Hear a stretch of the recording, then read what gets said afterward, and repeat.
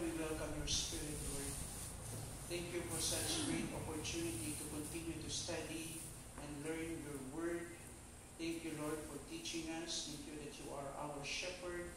Feed your people, Lord God. Nourish us with your truth, with your word, as we proceed with our study and meditation. Ikaw pa dahil Ginoo, maghahatag ka naman kabasko, kalikon.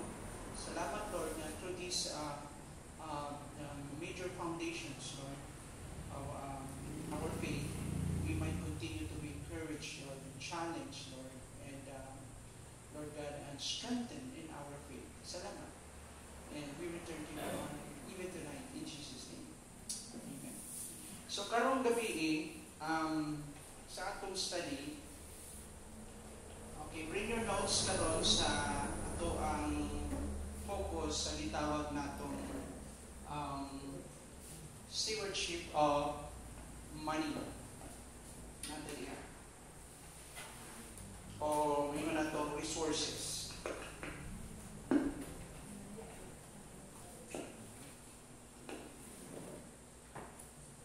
Nakita ninyo? Dito.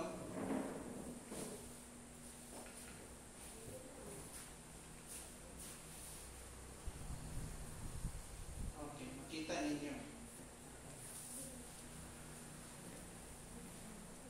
So, din karon, ibutang na po siya diha, number 2 na siya, no? Roman numeral number 2, stewardship.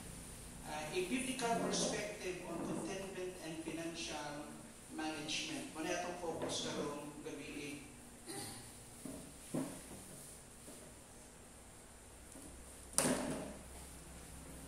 Inyong tanawan. Stewardship of money, monetary management. Okay. As part of our introduction in this study, ang pinapakita natin dito, masanda na ito, sa Biblia mo na itawag natong stewardship or management when it comes to money and our resources. Stewardship from biblical standpoint or viewpoint involves recognizing that all resources, time, talent, and treasures belong to God. So sa panlantaw ng Biblia, pag mayroon tao pagkapinyalan, pagkasinaligan, kauban diha tanan atong resources, atong time, atong mga talento, apina atong mga itawag nato mga treasures o mga kabtangan, mga kahimuhaan. Okay. Kini tanan gikan sa Ginoo, kini it belongs to God. Ayan, kita na to. Hindi na sa makita niyo. Hindi niyo makita. Ha? Kasi I'm more concerned dito sa screen para makita ninyo. Anyway, dapat sa inyong notes na siya. Tingnan lang natin dito. Sandali. Okay. Then allow me to continue to explain this portion. Balikon ko, ang tanang mga gitawag natin ipiyang sa Ginoo sa ato is part sa nga ato na siyang atimanon. Hihimo kita sa Ginoo ang mga sinaligan o pinihalan. Ang atong time, ang atong talent, including our resources. All that we enjoy today belongs to God. So, dili kung atong tan-aw ng igsoon, as stewards, we are entrusted to manage these resources wisely, reflecting God's character and purposes in our lives. Kini nga mga resources gihatag sa Ginoo sa ato para unsaon man atimanon nato nga tarong with wisdom. Nga dinhi atong ipakita yung reflection ng character sa Ginoo. Ang Ginoo man ang gahatag kanato ini o atong ipakita dinhi usa ka maayong sinaligan. Ipakita nato ang karakter sa Ginoo dinhi sa atong pagdumala o ang iya pong katuyuan sa atong kinabuhi. Now, kung to be more specific, gusto na pong tagaan siya o pag-address na siya connection here, a very clear statement from scriptures na siya connection sa Diva Judgment of giving of rewards. Kaya, ingon ko nga din sa Luke 19:11-27 of sa Matthew 25:14-30. No? Sa mga leksyon, bahin sa responsable nga pagdumala sa kahimuhaan, makita sa Mateo 25, 14 ngadto sa 30 ug Lucas 19, 11 ngadto sa 27. Sa parabol sa mga talento kundi giyapon ang mga kahimuhaan gamiton sa hustong paagi, kini maghatag og mas taas nga kaayuhan. Kung kini masagdan, kini masangpot sa pagkundinar. Sama niini ang the parable of the minas nga maampingong pagdumala sa panalapit mo resulta sa mas dako nga kaayuhan samtang ang pagkadili matinud-anon nagdala og paghukom. So notice sa time ng judgment, kauban na siya yung resources nato. Si Jesus naghatag kini nang gitawag natong mga sambingay. Ang language ng Matthew chapter 25 is about the eschatology, is about in the future. No? Naa ka na, gibutang niya yung parable from that context of the future. So atong sa dinhi, kauban ang mga money matters. So let's start with this idea of stewardship about money. Yun ko nga, biblical perspective on contentment and financial management. Inuna ko yun, binigyan ko ng emphasis yung word nga pagkapuno, yung pagkakontento, pagkatagbaw. Kasi ang problema na to, makita na to, we need to sa scriptures. Pag ang tao gani, dili gani niya masabda na yung idea ng pagkakontento, pagkapuno, na makaplaga niya yung katagbawan diha sa Ginoo, dili niya siya makontento sa bisang unsa sa kalibutan. Remember yung emphasis ng Westminster teaching or catechism. The highest purpose of man, of his human existence, is to glorify God and to enjoy Him forever. The idea of finding our sense of fulfillment and completeness and satisfaction, okay, makita nato dito sa statement na yon, to enjoy Him, to find our joy in God forever. So walay utang din sa kalibutan na makahatag nato o katagbawan. Yung mga temporary o transitory resources, passive lang sila, dili na makatagbaw sa tao.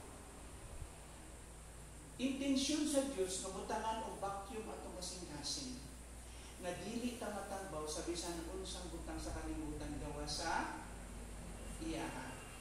So only the spiritual things, especially God, can truly give us a sense of fulfillment and satisfaction in life. That is why the great wisdom of Solomon in his writing about the future, the Ecclesiastes, makita na, sabi niya, this is the bottom line of life, is to fear God and to find joy. No? Malipayon ka. Kaya nga naman, diha sa iya, kaya nga naman, sugayan na nga sa lulong tanan. Sabi niya, life is all that I achieve and all the success that at the summit of all my success, at the top of all my success, I consider it vanity. Kapag mo siya vanity, it's really, itawag na itong fleeting beauty. It's like a breath, very short, it's like a vapor. Short-lived, vanity, walay hinungdan. It's like chasing after the wind. Mula kang gagukod sa hangin, gadakop sa hangin. The idea that you are trying to achieve the unattainable. Gusto niyo maabot ang hindi maabot. Nanabitaw nakadakop sa hangin? Wala. But pa sa that's impossible. That is unattainable. Dili na siya maabot. So here we find, gusto na kong i-drive sa atin yung point, yung language ng contentment. Remember, yung word na contentment is something to be taught. That dili na siya automatic sa tao. Sabi nga ni Paul, I learned in whatever circumstances. So, ato na tanawon karon. Okay, let's now dive into this first point. Embracing contentment. So, yung idea ng financial management, we started with this first point of embracing contentment, ang pagdawat sa pagkakontento. So in whatever situation we are in life, kung sa man natong social strata o kahimtang, unang-una natong isipin first, makontento ta. Kung unsay linaan nato. Yes, we continue to dream, gadamgo ta, naatay mga pangandoy, okay na siya. You know, yung ambition per se is not wrong, but evil ambition, selfish ambition is wrong. Pero yung mga ndoy ka with a noble ambition, nindot imo ang motivation, dili na siya sa'yo. Kaya lang, we have to understand yung reality. So, naakay itawag na itong dream, and this is your reality. Naakay ideal na gustong maabot, pero mo na imong realidad. Now, karon, ang unang-una na itong i-address yung heart ng tao, yung makontento siya. And so the Bible emphasizes the importance of contentment, warning against the insatiable desire for wealth. Ang Biblia naghatag o gibugaton sa pagkamahinungdanon sa pagkamakontento o yung importansya ng pagkamakontento nga nagpasidaan batok sa walay puas na tinguha alang sa bahandi. Yung walay puas, uncontrollable. Yung walay, another word for walay puas. Walay katabawan. Walay pag-undan ko sa pag-abot sa bitawag ni ini pangandoy sa mga butang. Tanawa ang language ng Ecclesiastes chapter 5 verse 10. Whoever loves money never has enough. Would you agree? Totoo ba mo? Kinsa man ang nahigugma kuno sa kwarta, dili gid siya matagbaw. Di ba? Unang damgo niya, kinahanglan ako yung balay, patukod ko balay, katugod siya balay. Sunod, patukod, palit ko o sakyanan. Ano siya sakyanan? Sunod, isa pa. Natulog ka punta. Balay, sakyanan, o stable nga trabaho. Taas ang tuong kamot. Nga, mo agree mo, okay na. Yung trabaho na, saman, stable, likon na nga. Doon pa sabot, kaunaw na ka po, retirement, okay na. No? Okay. Pwede na po.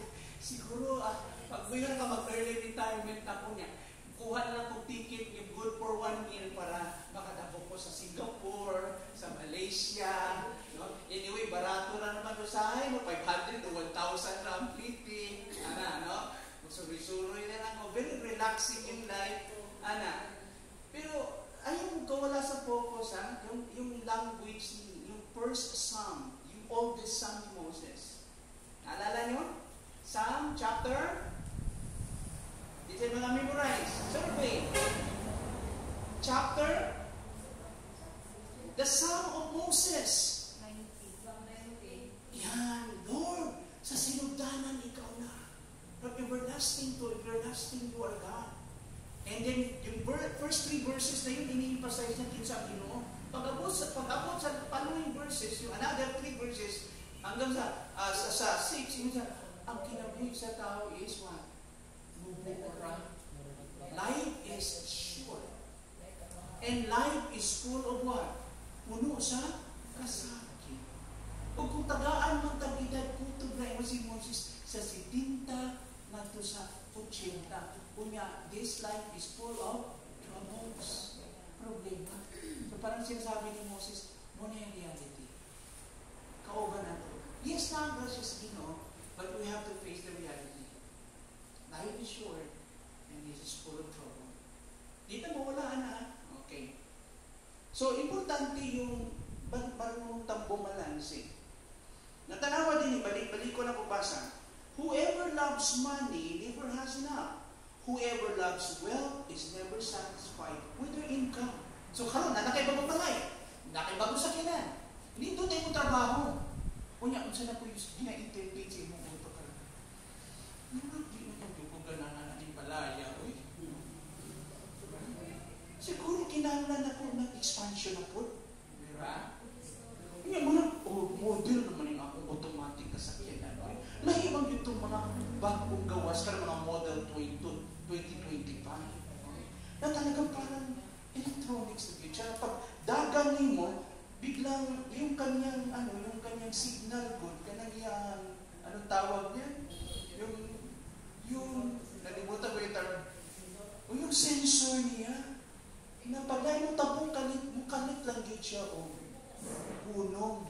So matabangan niya mo namin mga human errors good. Kay talagang electronic na good siya. Niya, very relaxing yun mag-drive. Bugnaw, humot niya, bago. Less ang imong struggle for what? Mga repairs. Ibang good.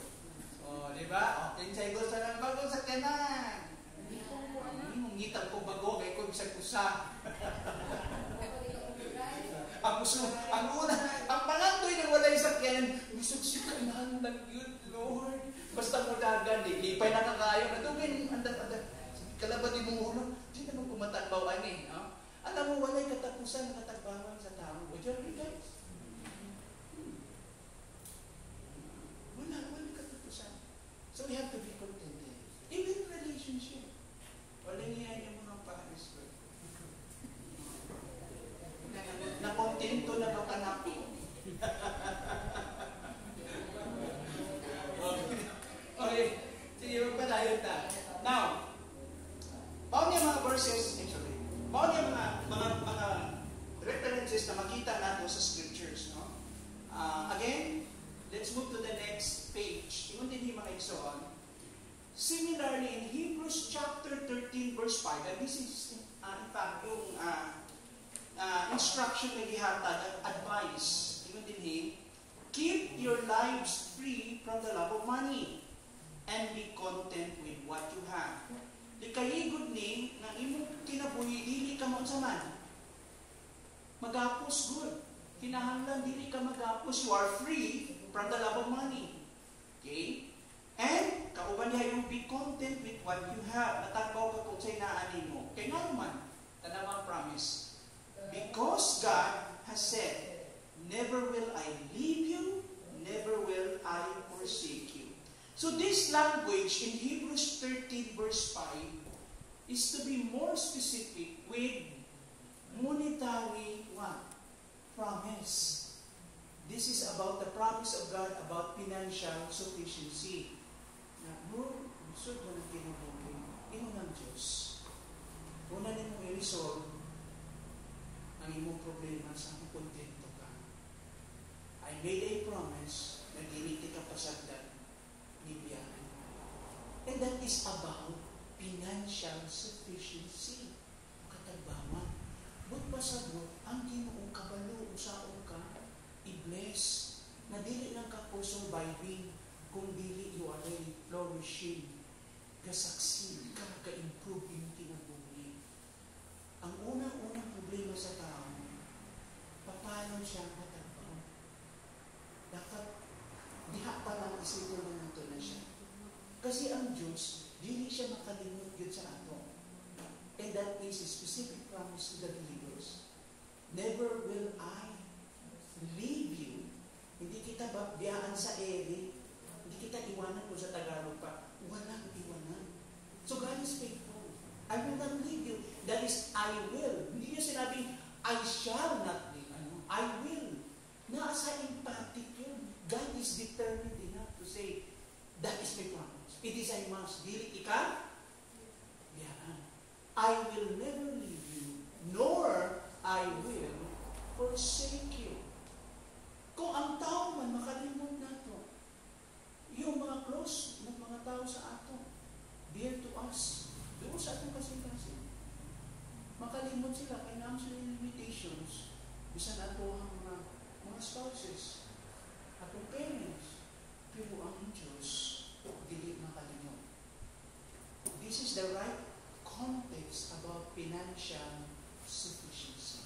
Hebrews chapter 13, verse 5. So contentment, ang kasiyahan o pagkakontento, dili makapugong sa pinansyal na pagtubo. Apan nag-auhag sa kasing-kasing na musalig sa paghatag o panalangin sa Diyos. So contentment doesn't preclude financial growth, but encourages a heart that trusts in God's provision. Salig lang sa Ginoo. In times of financial strain, sa panahon na galisod ta, limited ang atong resources, cultivate contentment by focusing on God's faithfulness. Lord, kulang mo dito sa akin, Lord. Dili ka abot.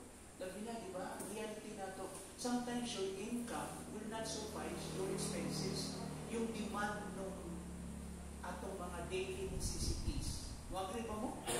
Nga, samtang kakada ko imong pamilya, kakada kong panginanglan, labi nagnakay mo ng college. Kanya, wala na imong income. Kaya ka ba nung survive mo? Amen? Kabalo ang Ginoo mo itong paagi. Pwede man ihulog tanan sa Ginoo sa imo, pero nga naman din yung anak pagi sa Ginoo sa akin. Kasi gutudluan ka sa Ginoo mo sa akin. Kasi kung may mong Lord, ihatag ka ng adlaw para sa usa ka tuig na malimot na mag-pray. Malimot na ta mo sangpit. Kay magsalig naman ta. Mugani na, give us today enough for our daily needs. Para lang magkaroon ang tawa. So Lord, help us to learn to live one day at a time. O sa katikan sa pagtuo kada adlaw. Kaya mo sa i-bless natin? Much? Of course. Pero naman namin yung anak na usan pagis Ginoo. Kasi God is more concerned of shaping us. Gusto sinihulong mata ba? Para pag-abot po nun, na i-bless ka sa Ginoo, you know how to manage it. Dili ka mabuang. Kaya ang tao, pag dili mo rin ng Ginoo, yabang. May magkayabang ng tao. We are corrupt. Born sinners. Di ba? Pag dili mo rin ang Christ, Ginoo sa ato, yabang ta, nalimot na ta. Usahin mo, sunod sa ato mo na i-entertain na ito. Akong kakaguni, akong paningka mo. Oh? Yeah. Karon maningil na kasi imong mga kauban doon. Kamo, wala mo'y ambag din sa balay. Likramo na dayo ka. Ako tanan lang, ako. O, di ba? Nalimot ka, kining tanan, ikan sa So, we must cultivate a right heart. Like a correct heart. So, mao kini mga igsoon. Ingon din kung ato pang tan-aw din din sa language na Psalm 23:1. In times of financial strain, cultivate contentment. Ato ugmaron kanang gitawag na kung kinaiya na yung attitude na matagbaw by focusing on God's faithfulness. Usa ka language nga atong gigamit din ang language ng Psalm 23 verse 1. Mao ni usa sa mga nakadasig sa ato. You know, I did a series of study exposition ng Psalm, yung 23rd Psalm. Actually, yung verse 1 ng chapter 23 is the foundation. Hindi mo pasabot. A summary of verses 2 to 6. Hanggang 6 naman tingnan niya siya na verse. Buti ito sa expound niya yun, pero ito yung foundation yung verse 1. Sabi ni David, and God is very personal sa iya. Ingon siya, the Lord is my shepherd. My, not our, my. Very personal yung pag-address sa Ginoo. Ang Diyos, ang Ginoo, ang akong Panginoon. Very personal. Tapos sabi niya, sa sunod, ingon siya, sa sunod, I lack nothing. Sa ibang translation, I have everything I need. Ang Diyos ang akong pagbalantay, hindi ako makuwangan sa bisan unsang utang. And what kind of assurance that David had? And he explained why in verse 2 and following. Why dili siya kakabsan sa iyang panginahanglan. But the word, God is my personal magbalantay or shepherd. And this is the language of trust. The language of having faith in God. Ingon siya diha. Dili ko makabsan sa bisan unsang utang na akong gikinahanglan. Di mo pasabuti siya mo agi problema. Di mo pasabuti siya mo agi sa sitwasyon na di siya manginahanglan. Pero tungod kay ang iyang matagatutok nga ang gaatiman sa ako ang Diyos, sigurado ako nga dili ko mapasagdan. Naapa mo? O tanawang sunod na language ni Paul. Pag-abot naman kay Paul sa Philippians 4:11 to 13. Sabi niya, I learn to be content in all circumstances. Bisan ako naa sa haruhay, nakatunan ko ang makontento. Ang sikreto kung unsa makontento sa panahon sa kaharuhay o panahon sa dakong panginahanglan. In times of great need and in times of plenty, I learn how to be content. Kaya sabi niya, in whatever circumstances I am, I learn the lesson of contentment. Contentment is something to ito. Naalala ko ng estudyante pa ko. School ako sa recto sa Maynila sa Quiapo. Ang kinuha ko, computer programming. Ano tayo, lisod kaayo kay away mo ko sa akong parents ko. Nakakamisan ko sa Alabang. Nga ako nagstay ko sa Makati. And then, very meager lang yung akong allowance. Kamay na kaayo. So, sahay, ma-force ko maglakaw na lang sa kananggikan sa Quiapo, nung paingon sa Avenida. Paingon dito sa recto, nakto na ko na siya. Sa butong yun, no? Tungod sa tawag na itong labi na kinibata-bata ka, hindi kagkaon, no? Nalalaki pa yun. And gutom, no? And school laro ko. Yung pagmuli ko sa balay, pag-abot na ako sa balay, hindi naman sa auntie kong punag puyo, gutom man. Kung saan ko nakaon. So nakaka-invento ko nga, gusto ko kumain ng beef steak, wala mang beef. Nakakita mo kong tuyo at saka mantika, at saka kamatis, at saka sibuyas, Bombay. Wala na yung luto-luto. I-slice na ko na ko dito. Isabot, i-mix ko ditong tuyo at saka yung mantika. So, meron akong murad beef steak. I mean, may mga panahon sa kinabuhi na tungkol usahay ka namin, limited imong resources. Nagiging mas creative ka. Nakaka-invento ka. Amen? Oo, nakaka-invento ka. Sa pagkain, alam mo kung marunong tayo magpipit sa pagkain na. Magkano kilo ng ano ngayon? Ng karne? 380, 390, depende sa part. Baga ba siya paan ng baboy? Ang manok, pila? 220 to 40. Oh. Kung dito ka sa kusina, talagang magiging ano ka, creative. Paano ko ba ma-maintain ito? Na makain ko ito hinay-hinay. So sa gulay mo ng mga fiber.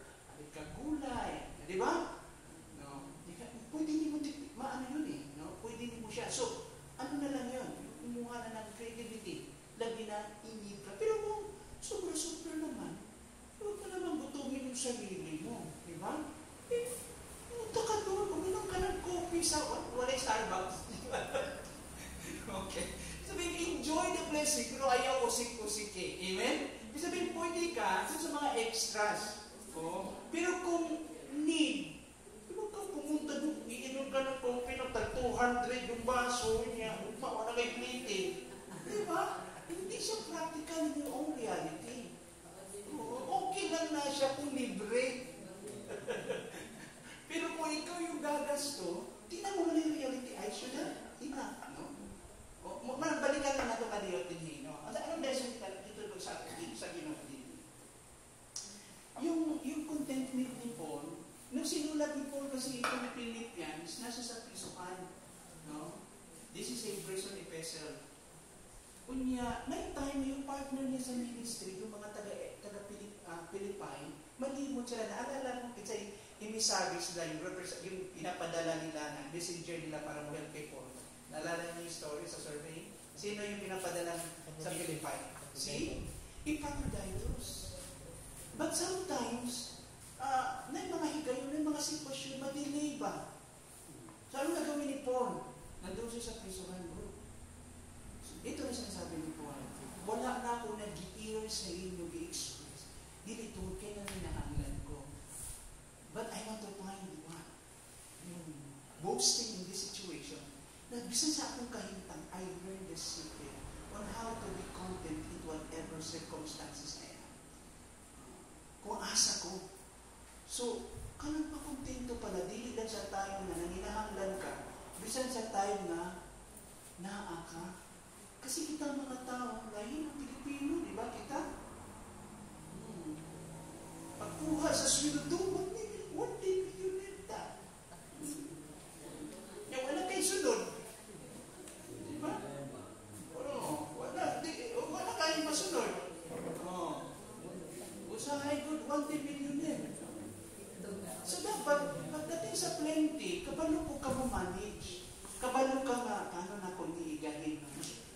wisely ng ego. Imo na yung point yan. Now, let's continue to move in our study.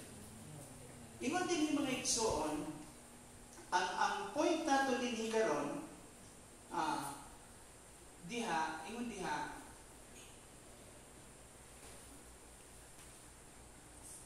sa atong gitun-an, ingon din so we have to approach our finances, second page na ta, page 3 na ta, sa next na mga paragraph sa ibabaw. So we have to approach our finances with humility, acknowledging that our income, assets, and opportunities are gifts from God. Gikan sa Ginoo kanatanan, ang atong income, ang assets nato, mga properties, kabutangan nato, mga oportunidad nato, kita bitagaan og gigayon sa Ginoo, ay gikan sa Ginoo kanagasa kana. This mindset promotes gratitude and a sense of responsibility in managing your resources. Usa kinahanglan na natong atubangon ang atong mga panalapi uban ang pagpaubos, pag-ilan na ang imong kinitaan, mga kabtangan o mga oportunidad, mga gasa gikan sa Dios. Kini nga nagpanghuna-huna, nagpalambo sa pasalamat o sa usa ka pagbati sa responsibilidad sa pagdumala sa imong mga kapanuhaan. Page 2 pa ta? Di-jump ako? Oo ba? Sorry. Ay, sorry na. Gusto ko na kasi mahuman eh. Okay, sige. Let's go back to Philippians 4:1-12. Okay. Balitan. Ingon si Paul, I have learned to be content whatever circumstances. I know what it is to be need and I know what it is to have plenty. Cultivating contentment, ang pag-ugmad sa pagkakontento, mutultol sa kalig-on sa panalapi o pagkapaminos sa tentasyon sa sobrang paggasto. So makatabang ni kung naakay contentment, na kay controlling mechanism. Kasi controlling mechanism yung panalitan. Sulit-sulit sa mall. No? Hindi na sa doon na lang nato. Sulod ka sa grocery. Hindi, lahir ba itong palit usahay kay kanang imong tuyo palit, hindi mo mapalit. Kung hindi mo tuyo palit, mo'y mapalit. Diba? Kaya ang mata, diba? Kasi hindi mo need, sulod ka sa DIY.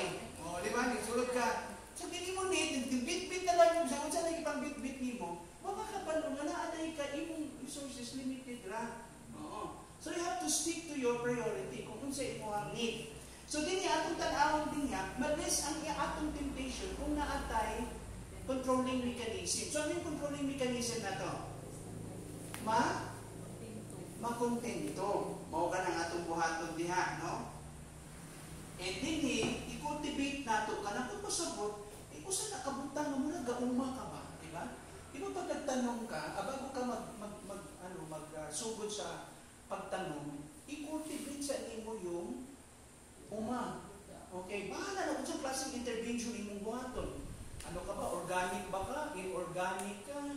Pero naa kay intervention na buhaton. So, umaro ni mong tanaw ni mong anong klase pwede mo tubo din. So, i-cultivate mo yung word na cultivate, pag-atiman. Cultivar ni mo ba? So, usa sa pabaagi nga i-cultivate nato na virtue, yung virtue ng contentment. Para malikaya nato, madilita dali, madilita. Grabe ang temptation na nun. Pagsulod din mo sa tindahan, tanaw mo yung mga bagong model sa cellphone. Tanong sa cellphone, gas-gas naman yung ano ka screen. Siguro gusto ko itong bago. Grabe, AMOLED. Dito na lang ako. Diba? Bisa dili pa kung mo ni, di mo mandaot yung cellphone. Amen? Pero tungod kay, kinilaging, ano ba, kanang gusto ni mo, kung sa to, naka-attract sa mata. Nadaghan na ba karon kaayo ang mga pamaagi paano ka mo palit, no? Daghan kaayo makagasto jud ka. So let's develop that controlling mechanism. At karon atong tan-awon sudod ka point nato dinhi, ingon ko nga, ikatuhang punto, gikan sa embracing contentment, number 2, trusting God with your finances. pasalig sa Diyos sa imong panalapit. Sa language din. Sa Matthew 6, ito doon ni Jesus din, sa Matthew 6, 25 to 34, na ayaw kabalaka, may tungod sa imong material na panginahanglan. So, do not worry. Si Jesus nagtudlo sa Matthew 6, 25 nga to sa 34, nga dili mabalaka may tungod sa material na mga panginahanglan, nagpasalig na ang Diyos na hibalo sa atong mga gikinahanglan o muhatag ang Diyos God. Amen? Kung basahan ni mo tibok language, do not worry about what you eat, about what you drink, about your clothes, about your shelter. Unsa man ni, wants ni siya o need? Need. Doon ka klase ba na? Yung panginahanglan o ang luho, yung pleasure. Ang diskutan ni Jesus din ni sisitis kay kitang mga tao di man kay ta mausahay mabalaka gyud sa mga luho, di ba? Kung mabalaka ta, mas magdako ang atong kabalaka pag-abot sa wanay bugas. Kada kabalaka na taana o walay sudan. Lupat ang mga platong kardero o gutom na, no? Ang tao, mabuang siya kadiyot. Oo. Pag wala na'y kwarta, niya, mabalaka na yun na, kayo may kwarta. Kay, alam nga naman, mukhang tukos merkado, papalit ako sa sakong bugas. Yan, so may ibayad, bato. Medyo bato. Yung mo ibayad yun. Ang medyo mo of exchange, kwarta. Unang patanan mo. Sulod. Sugod na balaka. Oo. Eh, sabi ng Bible, do not worry. Nakikita yung storya din ni Jesus. Mga disciples. In chapter 6 is part of the formal and official teaching of a rabbi. When Jesus taught them, he sat down. Sa Jewish mindset, pag ang gusto ka rabbi, magtutlong siya ng galikod, ay ang ito, isulti yun, is really official. He mean business. Dili yung casual na nagabanog siya. Yung Sermon of the Mount, si Jesus, he sat down with his disciples. O kaoban siya ang magitublo, yung mga practical needs of the daily life. Amen? Ang adlaw-adlaw, kauban na, pagkaon, tubig, ano pa? Puyanan, diba? Sanina. Ukay-ukay. Nalipay na ako, limited di mong means ba? Di kadagat ang kwarta, di ka naman pansino ng ukay-ukay usahay, di ba? At ito kasunod sa asaman. Tatlo sa Maynila ba ko, nung hindi pa ko enter ng ministry. Nawala pa ko sa ministry before. Yung mga jeans ko, mga products, Levi's, Lee, nakukit ng duha. Oo. Yun ang mga jeans ko when I was young. Kunya, sunod kong sapatos, nagtulo ka pares doon na siya, pare-pareho. Oo. Kung ko ihumag ko, only son, wala pa half sister. So pag at the time, yung mother ko, medyo arang-arang pa siya. So, sunod yung duho with kanang kompleto ka. Kasi yung mga basic na mo, meron kang rilo, meron kang pulseras, o meron kang wintas. Basic yun. Oo. Ayun lang po na yung gamot. Karoon ng ubang lahiman, puno. Kaya ang purpose na tapuan na ko yung kwarta. Maabot na din sa mga sanlaan. Mga ganun. Kung ano yung purpose, treasure mong good na siya. Kaya, imo pa nang magamit sa time ng emergency. Muna yung purpose. Dili lang na siya pa-beauty. Kung dili sa time ng pero kung naka sa ministry, ayaw po, tulog ka. Kaya ito na, kung dako kayo na ito, parang yung, dako kayo na stone. Dahil yung mother ko dating business alahas, bilhin niya sa binundo. Sabi ko sa kanila, tayo po ay magpasensya. Sa Bisaya, pamag-antos. Mga katanaw. Gasiga-siga yung ako ano. Dako kayo nga square di ako patong ko na ako, no? Yung relo ni mo nga imagine mo na time. And alam mo, process yung contentment. Bata-bata pa kakain. ano mong kabog, na ako at that time, fashionista. Yung, kung ano yung uso, kung ano yung bago. Oo, yun. Oo. So, ang problema nimo, hindi mo alam kasi akala nimo yung imong self-identity, dito nimo ginakuha. Mo na mga bata na nato, dapat masabtan nato sila, saan sila gikan ba? Manang nila na training sa gamay pa. Oo. Para mga tunan lang, ang reality nun ay, hindi mo sila imurag mo silang itawag na ito, i-deprive mo sila kung sa mga butang. Pero na ay practicality na aspect. Ay mga tao din, wealthy nun sila, pero itudloan nila na ilang anak ng itawag na itong pagiging simple and practical sa kinabuhi. Like yung children ni Bill Gates, meron tayo po yung anak ng isa sa mga local businessman na doon. Tabihan ng San Miguel. Turuan yung mga anak niya maging simple. Hindi ibig sabihin na dili na ka mamalit kasi yun ang lifestyle mo eh. Pero dili ka in bandage dito. Ang problema lang, lahi yung reality, yung gusto mong abutin yun. Kaya abinin mo happy ka pag naanak. No, hindi ka lang content. So dili, makita nato dili, ang language na yan, unang-una, yung na dili nga, kinahanglan natong sa liga ng Ginoo.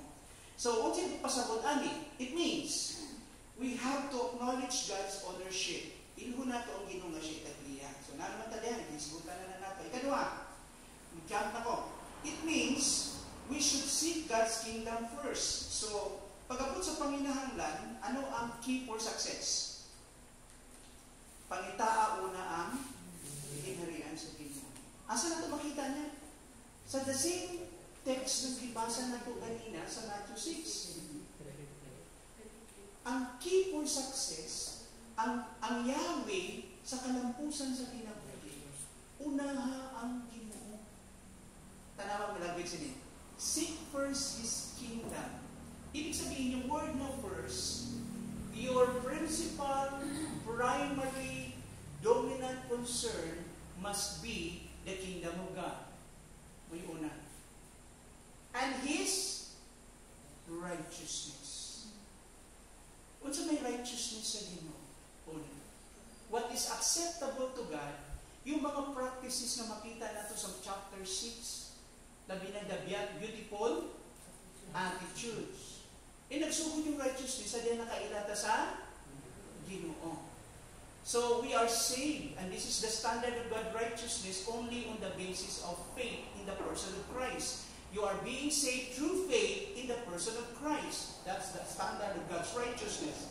And then you follow these principles of righteousness, yan gitudlo dito sa Sermon on the Mount. Na pag nag-ampo ka, dapat, don't make it a public, or public show. Kung mutabang ka, ipasilpi yun imong tabang. Palakpakan ka sa mga tao. Make it something secret. So there is a blessing in the language of secrecy. Kung buhaton nimo kini nga, ang Diyos may katanaw, kung wala nimo kini sa liga sa mga tao, because your heart is really willing to please God, ang Ginoo ay gusto nimo mahimuot, o dili para daygon ka sa mga tao, in return, i-bless ka sa Ginoo. What you're done in secret, what you have done in secret, will be what? Blessed by the Lord. So, mauni siyang language ani. So, ba't masagot, kung unawin mo spiritual, ang material na butang will just follow. Okay, now, if you seek first the spiritual things, the material things will just follow. What you eat, your food, your clothing, your basic necessities, they are just but simply an additional blessing because you took the priority of making God first, ang Diyos mo ng una. So, dili atong makita din kung atong tanawon, it means we should seek God's kingdom first. Yung concern sa Ginoo. Okay?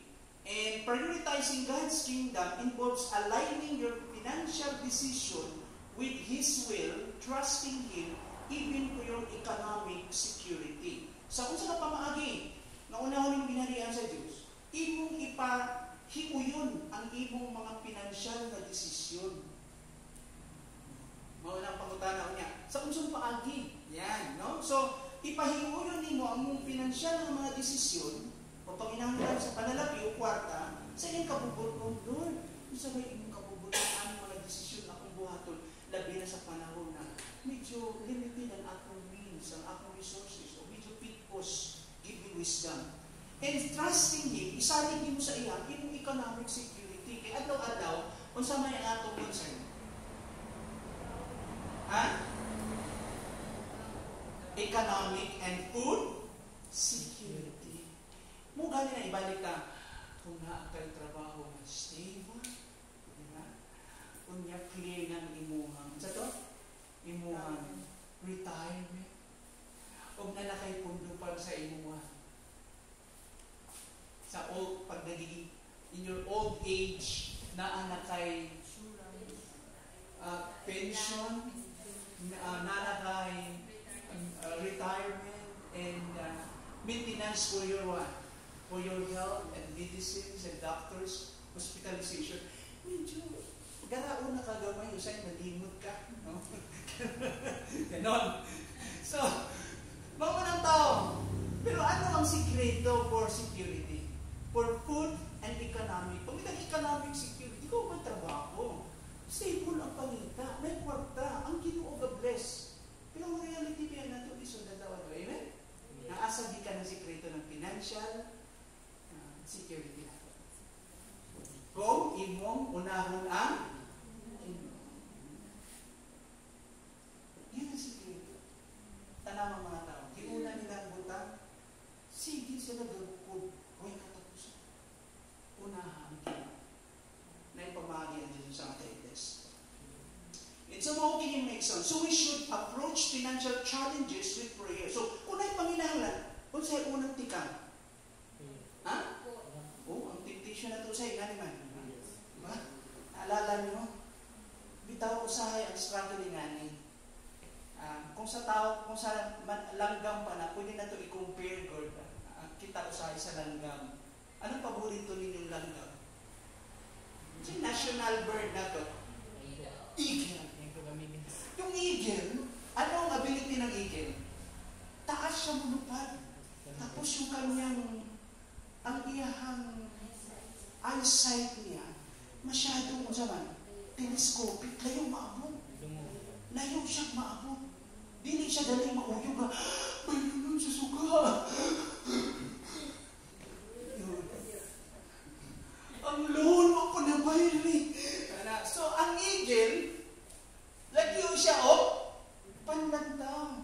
Inya, ang style niya, pag mulupad siya, okay, naa siya strength ng mo, ano bitaw, kanang, na siya pamaagi, kung saan siya mo glide, ibabaw sa storm. Naalala niyo yung story na ang liwali one time?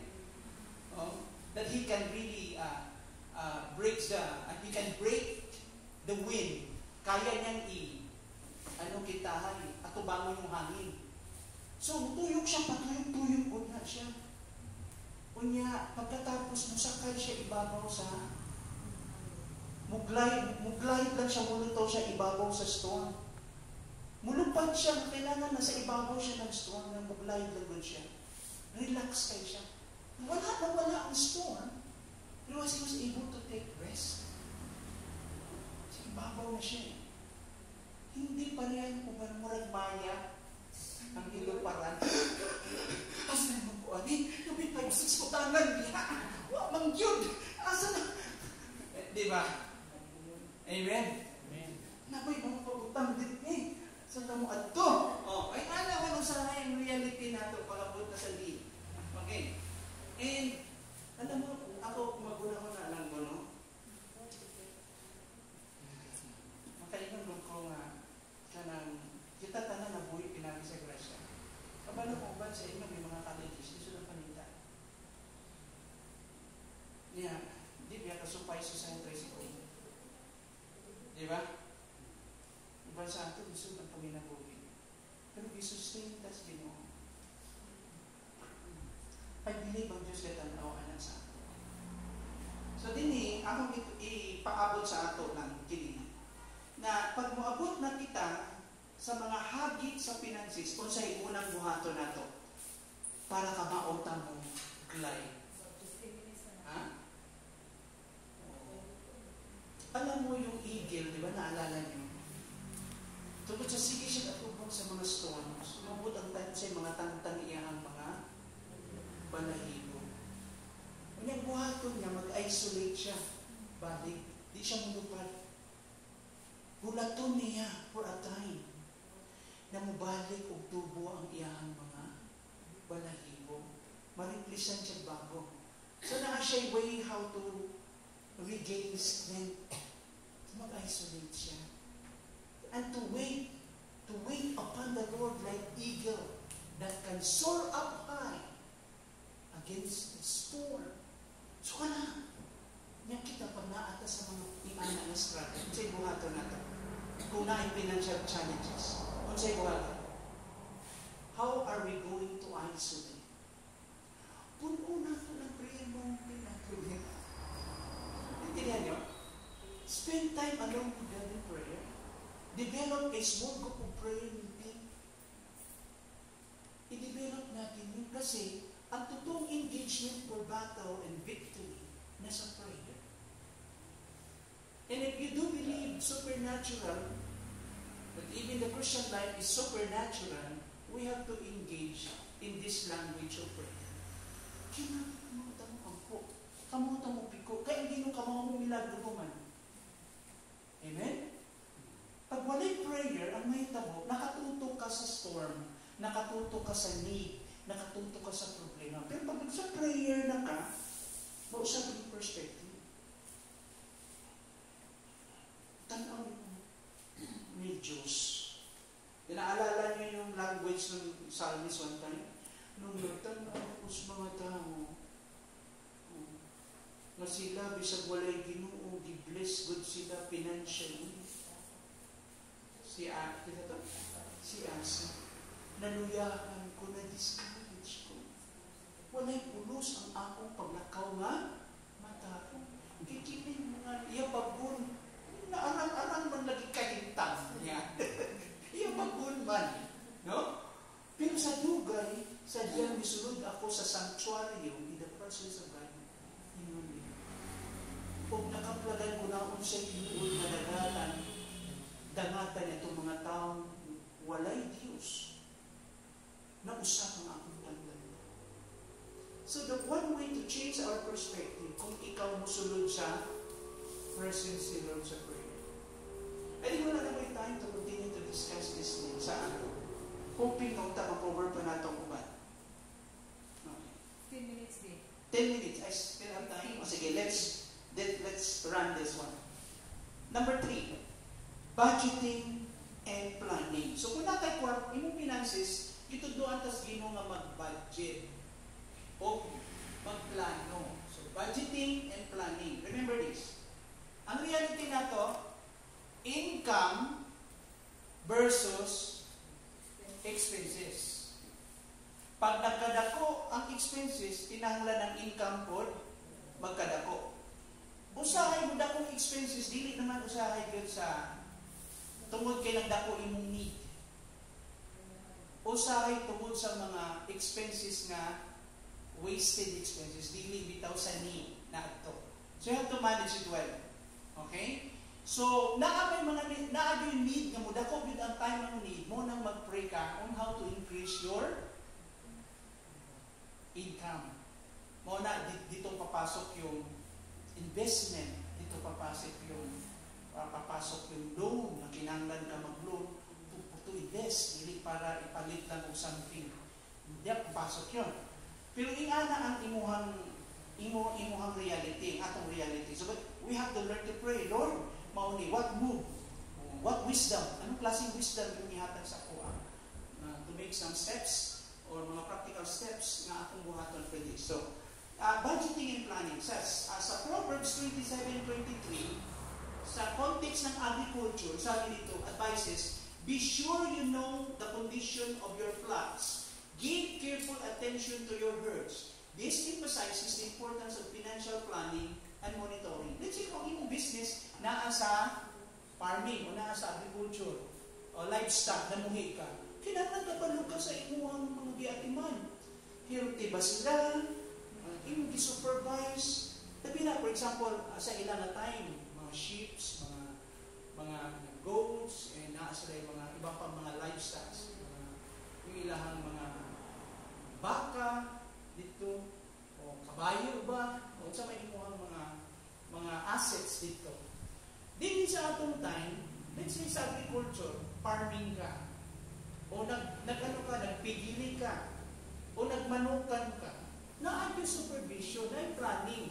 Ibig sabihin, imong tanaw, you make sure na you are capable to sustain that o makita mo na yung market mo intra gani ka kay mo man igiham ka na buhi imong panginabuhi kinahanglan yung imong abot na ay market para na ay income mao man na bisan sa vegetables ka mag-focus bisan asa kinahanglan kabalo ka sa gitawag natong chain ana gikan sa production paingon nato sa marketing nga may convert into income na oo mao na siya. So dinhi ang language aning Proverbs 27:23 itudloan ta ng budgeting and planning. Sa Luke 14:28-30 illustrates the necessity or the need of counting the cost before undertaking endeavors or emphasizing prudent financial planning.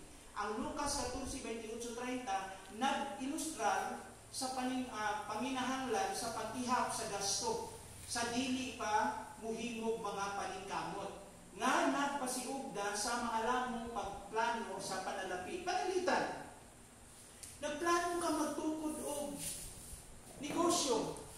You have to count the cost. Kaya ba na ko sa expenses? Naabay sure na record, makabawi ba ko? Kung malubog lang ko ani. Pati puhunan, nawa. Nalahira ba ta usahay magnegosyo kay kung saan nakita kung sa'y uso karon sunod punta wala tas planning ba uy wala usok na yung barbecue sige abangan mo na ang barbecue okay income aning tricycle sige magpalit mo tricycle tanang taon nag-tricycle na wala yung manakay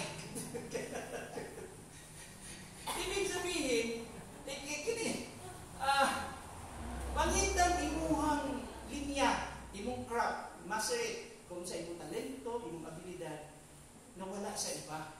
Yan. Ya pagkatapos kung na-involve ka dito, kung sa'yo mo hato mo. Ingon dinhi, kung atong kinahanglan tan-awon ana, ang imo i-count ang cost pag nagsugod ka. Sabi na project, tungkol ka balay. Di ba? Siyempre, imo lang, sige, ipahimo kang balay na, wala yung kay saktong plano. Kung sa rin mo abot, patukod kang problema kay maura po yung finances, wala human. So, nung disugdan pa lang balay, pag muagin mga tao, si kabilidad, nung tanawa, kapatukod na gano'n siya. Kanya pag humana na, na-stop o, napulo ka tuig, ipangtaya na yung mga gitukod, kinitawa na nagtukod, may plano. So, dahil mo, imbis na monumento siya, nagkutsaman, ng mga pagdahig, dahil mo siyang monumento ni mo ng kahihiyan. Kaya every time mayroon tumas mga tao, kanang building na des merkado, wapo na nang isugdan na. Hangtod ka rin, wala ko iit. Kung siya nakahalang building nga, naman wala na ko iit. Wala lagi na eh. Nakalang nada sa merkado. Wala lagi ko eh. Yan. Tanawa ang mga negosyo nito sa ibabaw na nasarado. Ang uban. Controversial ng building na yan, no? Kaya pagsugod ko sa elevator, pag-andar, niuyog ang building, elevator pa lang. Wala pa yung inog. Yung delikado. Kaya nga naman, may problema na ito pag nag-magic na po ng mga kontraktor ba? So, wala yung problema. So, balik na mga igsoon, you have to count the cost. Dapat, smart ka. Diba? Ito yung smart. Say, priority. Siyempre, limited yung needs. Yung priority, una, yung need sa pagkaon, pa-eskwela. Bahala na na buat nalipid, yung panay, yung kurang, yung guba, yung karaan na. Pero yung mga anak to, nangalampos na sila. Amen? Nangahuma na sila. Kunya, pag diha na ka, patuko din na hinay, may bawas mga tao, yun yung mga tao, smart yun din yung mga tao. kabalo sila mumanid sa ilaagin. Ilaag yung pamilya, di una yun nila ilaag na manginahanglan yun. Dili yung patungkod ka grabe. Mga tao, sige, dahig ni mo niya, yung mga anak, wala may bugi. Pa-eskwela, wala budget. May budget sa luto, may budget sa eskwela, may budget sa sabong, sa manok, may budget sa eskwela. Anak, kung may pa-eskwela nyo, trabaho na ito sa merkado, bilang kita ito na isda ito. Imaginin mo, di ba? Nya, abinin mo nga kung pili sila, dili makahuman, makayahay ka, ikaw daw po yung pasaan sa kalbaryo yun. Ang kalbaryo diya po ni mo nga naman, huwag mo sila ka-eskwela, pag-apunto sa panahon, labi na pa ninyo, huwag trabaho masudlan tarong, say buhaton, nay, wala may pampalit ka, ito na, sugod at pangamot ng huwag katol sa ulo, oo, di ba? Kaya wala ang gamuhan.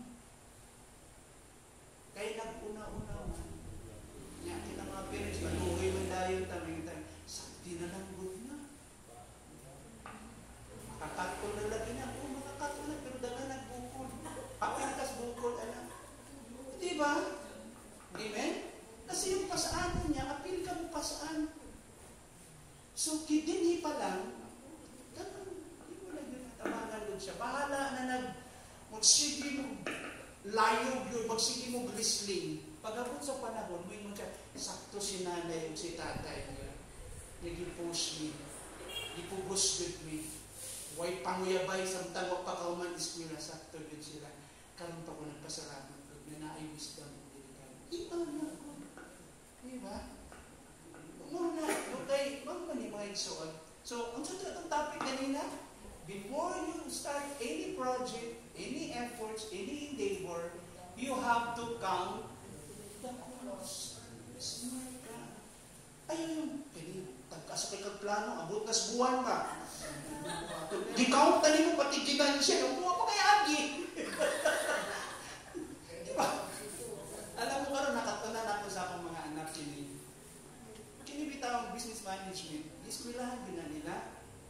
Niya, one time, naman sila mga kanabitang bago sila mag-graduate, naman sila project buhaton. So, ito mga little enterprises, small businesses, pwede sila mo-offer o sila yung tanaw sa inyong financial mamuhatag sila advice. So, ma-predict nila kung imong business isundan karon mo-prolong ba siya, mo-sustain ba siya. Kabalo ko sila, putog na ni mga 5 years, 10 years, hindi mo sustain imong business.